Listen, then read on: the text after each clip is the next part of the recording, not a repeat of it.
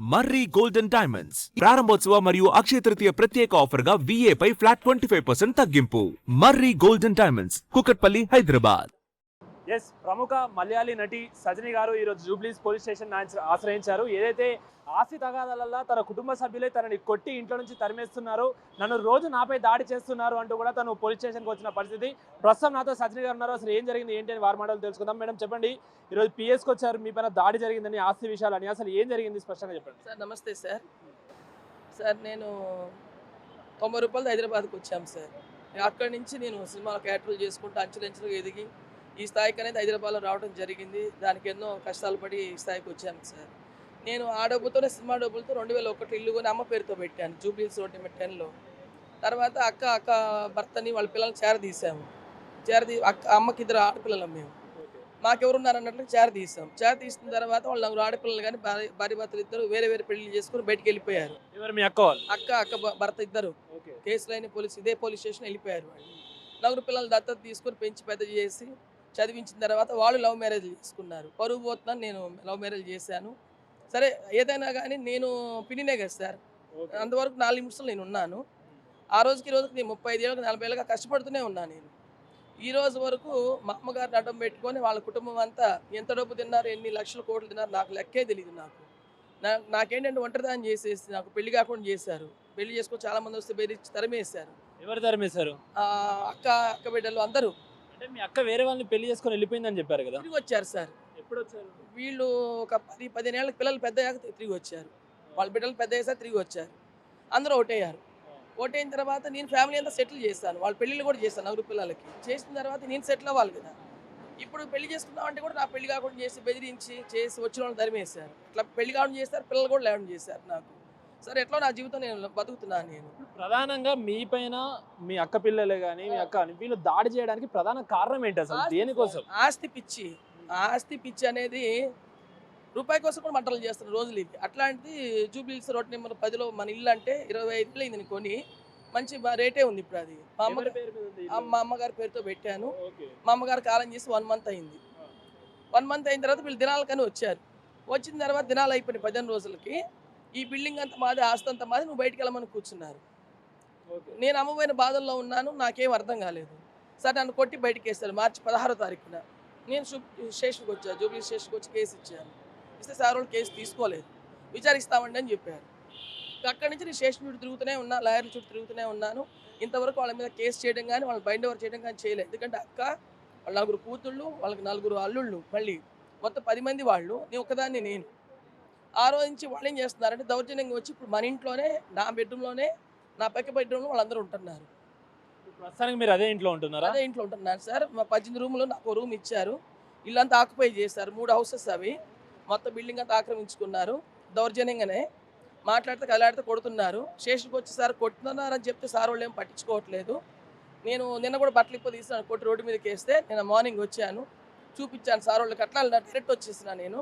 Sir ఇది పరిస్థితి అని చెప్పాను. కానీ ఆయన వాళ్ళ మీద కేసు తీసుకొని నాకు రిజిస్ట్రేషన్ చేసి నాకు ఎక్నాలజ్మెంట్ నాకు ఇవ్వలేదు. నేను లాయర్ల చుట్టూ కూడా తిరుగుతున్నాను, హ్యూమన్ రైట్స్ చుట్టూ తిరుగుతున్నాను. మీడియా సార్ వాళ్ళని కూడా నేను సపోర్ట్ కావాలి సార్ అని అడిగాను. ఎందుకు పోలీసులు మీ పైన మీరు కంప్లైంట్ చేస్తున్నటువంటి కేసు ఎందుకు తీసుకోవట్లేదు? ఎందుకంటే వాళ్ళు మిమ్మల్ని దాడి చేశారు, అదొక కేసు, ఆస్తి లాగేసుకోవాలని చూస్తున్నది అంతా జరిగినప్పటికీ కూడా పోలీసులు ఎందుకు తీసుకోవట్లేదు? పోలీసులు ఏం చెప్తున్నారు అసలు మీకు? సార్ నేను వాళ్ళు ఏదైనా ఒత్తిడికి గురయ్యారని నేను అనుకుంటున్నాను. నాకున్న అనుభవంతో నేను రాష్ట్రాలు దేశాలు తిరిగి సినిమాలు చేశాను. ఒక పోలీస్ సార్ వాళ్ళు కానీ, ఒక కోర్టులో కానీ, చట్టాలకు న్యాయం జరగలేదంటే ఖచ్చితంగా పైనుంచి ఒత్తిడి ఉంటుంది అనేది ఒక అభిప్రాయం నాకుంది పర్సనల్గా. అది జరిగి ఉంటుంది అనుకుంటున్నాను సార్. అంటే మన వైపు నిజాయితీ ఉందని తెలుసు, ఆస్తి అంతా నాదే అని తెలుసు, డబ్బు సంపాదించింది నేనే అని తెలుసు. ఆ ఇంట్లో మా మదర్ కానీ, అక్క కానీ, వాళ్ళ ఫ్యామిలీ కానీ ఎవరు కూడా రూపాయి సంపాదించి ఏ పనికి వెళ్ళరు. ఈరోజు ఆస్తిని అంతస్తుని సంపాదించామంటే ఇది అని ప్రజలకు, చట్టానికి మనం చూపించుకోవాలి కదా సార్. ఓకే, మీరు చెప్తున్నారు వాళ్ళంత సంపాదన లేదు, వాళ్ళకి ఏమీ లేదంటూ కూడా. మీ పైన కేసు తీసుకోకుండా పోలీసులకు అంత ఒత్తిడి ఎక్కడి నుంచి వస్తుంది? ఎందుకంటే వాళ్ళు కూడా వాళ్ళకంత సర్కిల్ లేదు, ఏం లేదు అని అంటున్నారు. వాళ్ళు డబ్బు తీసుకుంటున్నారు పోలీసుల్ని. డబ్బు తీసుకున్నారు నేను అనను, కానీ అన్నిటిని నడిపిస్తుంది మాత్రం డబ్బే సార్. ఇది మనం నమ్మాలి. ముఖ్యంగా మన హైదరాబాద్లో, మన తెలంగాణలో డబ్బులు లేనిది ఏమి నడవట్లేదు ఇక్కడ. ఇప్పుడు నా పరిస్థితి చూస్తే నన్ను అన్ని రకాల ఆర్థికంగా నన్ను నలిపేశారు. ఆర్థికంగా నేను చితికిపోయాను. నేను వీళ్ళని చాకి 4 తరాలు చాకిన ఆ కుటుంబాన్ని, అక్క కుటుంబాన్ని. మీ అక్క కూడా మీ మీద దౌర్జన్యం చేస్తుందా? ఫస్ట్ ఆ అమ్మాయి సార్, ఇప్పుడు అంతా చేస్తుంది ఆ అమ్మాయి. ఆ అమ్మాయి ఏంటంటే వాళ్ళ అమ్మాయి సంపాదించలేదు, వాళ్ళ భర్త సంపాదించలేడు, ఆ పిల్లలు సంపాదించలేరు, వీళ్ళు అనామకులు పెళ్లి చేసుకున్నారు, ఆ భర్తలు సంపాదించట్లేదు. ఇప్పుడు ఉద్దరగా ఎట్లయినా ఆస్తి నూకేయాలా, ఈజీ మనకి అలవాటు పడ్డారు. అన్ని అలవాట్లు ఉన్నాయి. సినిమా వాళ్ళ ఫ్యామిలీకే సార్, తాగుడు తిరుగుడు అన్నీ ఉంటాయి వీళ్ళకి, అన్ని అలవాట్లు ఉన్నాయి. మీకు ఫ్యామిలీ ఉందా? మీకు మ్యారేజ్ అవ్వడం అలా జరిగిందా? చేసుకున్నాను సార్, 6 years అవుతుంది. మా బావగారిని మ్యారేజ్ చేసుకున్నాను. ఆయన కూడా ఫిల్మ్ డైరెక్టర్గా చేస్తున్నారు. ఆయన మీద కూడా మర్డర్ కేసు, మానభంగం కేసు రాసి ఇచ్చారు. ఆయన మీద కూడా కేసు తీసుకున్నారే కానీ ఆయన మళ్ళీ ఆయన బాగా కొట్టారు. ఆయన కేసు ఇస్తే ఆయన కేసు తీసుకోలేదు పోలీస్ సార్ వాళ్ళు. ఇప్పుడు ప్రధానంగా మీరు చెప్తున్న దాని ప్రకారం మీ అమ్మగారి పేరు మీద ఉన్నటువంటి ఆస్తి వాళ్ళు తీసుకోవాలని చూస్తున్నారు. అంతే సార్. ఆ విషయంలో మీ పెద్ద ఎంత ఆస్తి ఉంది, ఏం లాగేసుకోవాలని చూస్తున్నారు మీ దగ్గర నుండి? సార్, ఇప్పుడు ఆ ఆస్తి మార్కెట్లో నిలువున అమ్మినా కూడా ఈ ప్రజెంట్ 10 కోట్లు వస్తుంది సార్, వస్తుంది. ఇంకా రేట్ అంతే ఉంది జూబ్లీ హిల్స్లో. ఇది అబద్ధం కాదు. ఇది గవర్నమెంట్ వాల్యుయేషన్ ఎంత ఉన్నా ప్రైవేట్ వాల్యుయేషన్ ఇంకొకటి ఉంటుంది. 10 కోట్లు ఇప్పుడు అమ్మినా కూడా ఇస్తారు మనకి. ఇంకా మార్కెట్ రేట్ వచ్చాక 20 కోట్లు కూడా రావచ్చు.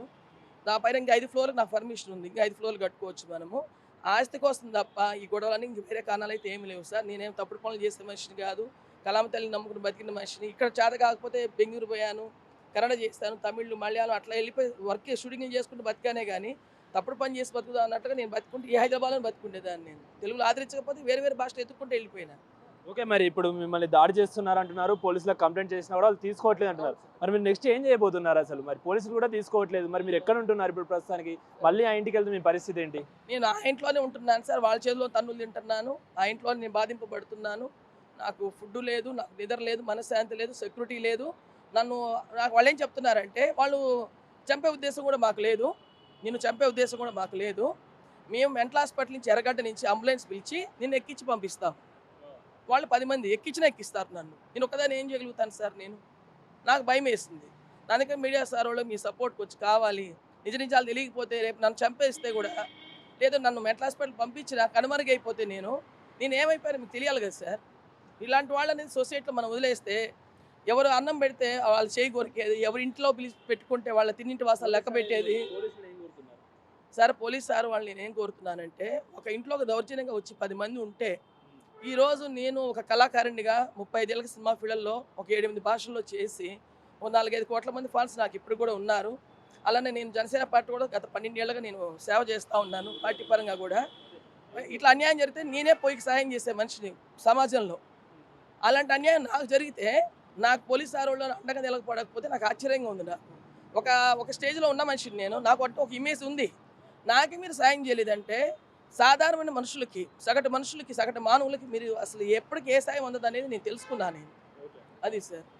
అది వింటున్నాం కదా, ఏదైతే తన తల్లి గారు చనిపోయిన తర్వాత తన తల్లికి సంబంధించినటువంటి దాదాపు 10 కోట్ల ఆస్తి వరకు కూడా తనకి దక్కకుండా ఇటు నటి సజనికి సంబంధించినటువంటి అక్కే కానీ లేకపోతే అక్కకి సంబంధించిన పిల్లలే కానీ వాళ్ళందరూ కూడా దౌర్జన్యం చేస్తున్నారు, ఆ ఇంట్లో ఉండనివ్వట్లేదు, ఒకవేళ ఇంట్లో ఉంటే కొడుతున్నారంటూ కూడా సజని గారు ఆవేదన చెందుతున్న పరిస్థితి కనిపిస్తూ ఉంది. అయితే ఈ విషయం పైన పోలీసులకు కంప్లైంట్ చేసినా కూడా పోలీసులు వేరే ఒత్తిళ్లకు కంప్లైంట్ తీసుకోవట్లేదు, వాళ్ళ సైడ్ సపోర్ట్ చేస్తున్నారు.